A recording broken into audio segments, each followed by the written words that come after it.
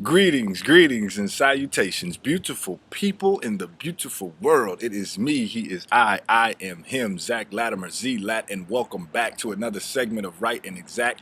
Shouts out to a new nation, and a shout out to you. You could be doing anything, but you are here with me on this overcast of a day. Screen is a little dark, but we gonna make it work. Huh? All right. We're just vibing today off of Enlightenment and Transformation, where Chief was just breaking down culture. And culture coming from the Latin word colere, which just means to cultivate. And how are you cultivating your mind? What seeds are being planted in your mind? And Chief has said this once, he said it 1,000 times. If you do not pick a culture, one will be assigned to you. Okay? And it may not be one that leaves you in a favorable and might be sometimes even uncompromising situations. You might even look around and start to look for the culprit of the situations that you find yourself in, and you may not be able to find it because this is psychology at its finest. And you got to understand, if you're dealing with somebody with an undergraduate degree, okay, they may taint your bread. They may do something to it, but eventually you might look in your bread and say, hold up, somebody did something to this. So then if you're dealing with somebody with a master's degree, they may do something to the dough, right? And you might be consuming the dough, eating it in your bread, and then you might go back to it. But if somebody has a doctorate in it, they'll taint the seed. They'll get to the seed first, so therefore you start running around chasing your own tail, thinking that must be you. It must be something wrong with the way you're doing it, or other people are doing it around you. But you're not looking at the seed itself, saying that this seed is genetically modified. The seed doesn't go along with what really resonates and speaks to my higher ideas, my higher self, and my higher purpose. I was in Baltimore a few months back. And while I was in Baltimore, I had a chance to go to, I stayed at the harbor, and I went to a show, the aquarium that was across the street. And I went to the show to watch these dolphins. And watching the dolphins, they're flipping, they're doing all these different things in the water, putting on a show for the crowd. Well, as it ended, I got a chance to speak with one of the trainers that trained the dolphins. And I'm just asking them, this is not the really real environment. What do you have to say with people who would have something to say about that? And her response was, oh yeah, they love to do it. They love to put on a show. And I'm thinking in my head, do they love to do it, or are they just doing it because this is the controlled environment that gives them a reward of food?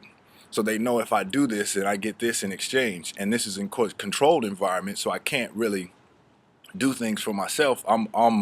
I'm susceptible to whatever the person who is in charge is doing. Then I have to really conform my lifestyle around what they're doing in order for me to eat.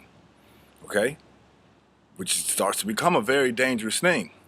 Or even if you look at orcas, right? And you look at orcas, and they're in the water, and they're majestic, and they're big, and they're just beautiful sight to see. And when they're doing the things that are required of them, you call them orcas. But then when they start to go back to their natural habitat, or they start to go back to their natural way of living and say, hold up, this seed that's been implanted in me is not right, well, now all of a sudden you give them a different name. You call them a killer whale.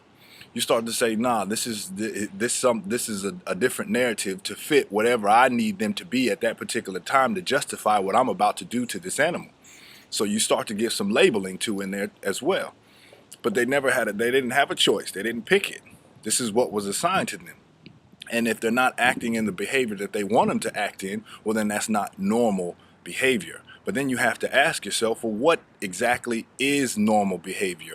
What exactly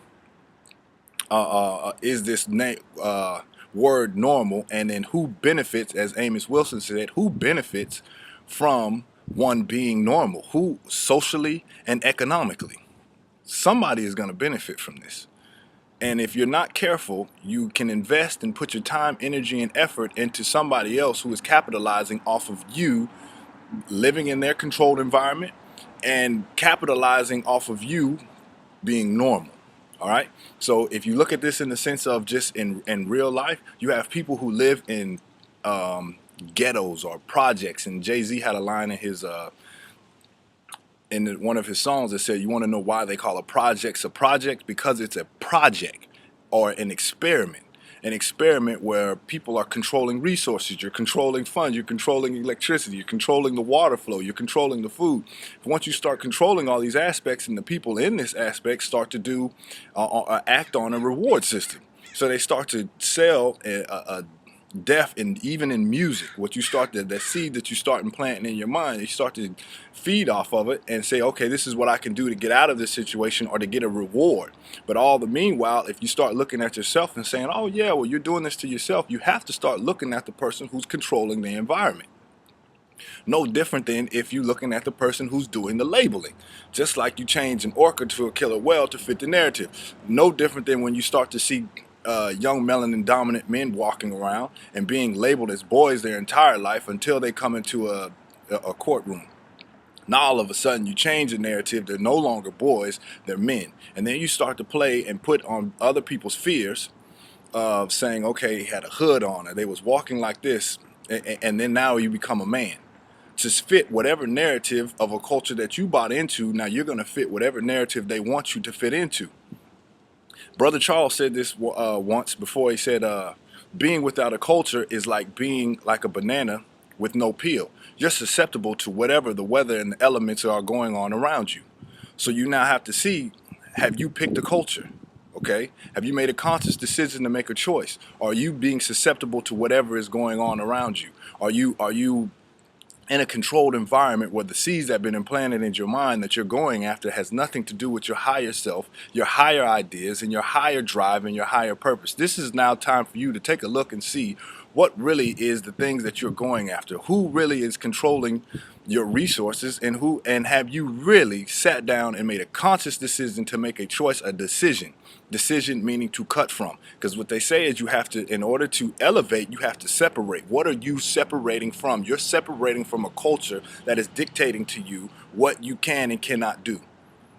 And then when you actually start doing it, you might take a look at it and say, man, I am absolutely miserable. That's because there was a seed that was genetically modified that was planted in your mind that shaped your consciousness, which shaped your perceptual reality. So now you have to go get your mind back. You have to go get your culture back in order to cultivate. All right? So I will that you got something out of this. I will that you have a wonderful day. I'm on Instagram, Zach Latimer, ZACHLATIMER. You can always go to Enlightenment and Transformation to get deeper into this. Like, subscribe, share this video. And until next time, I'm out. What culture have you picked for yourself? Huh? One love. Peace.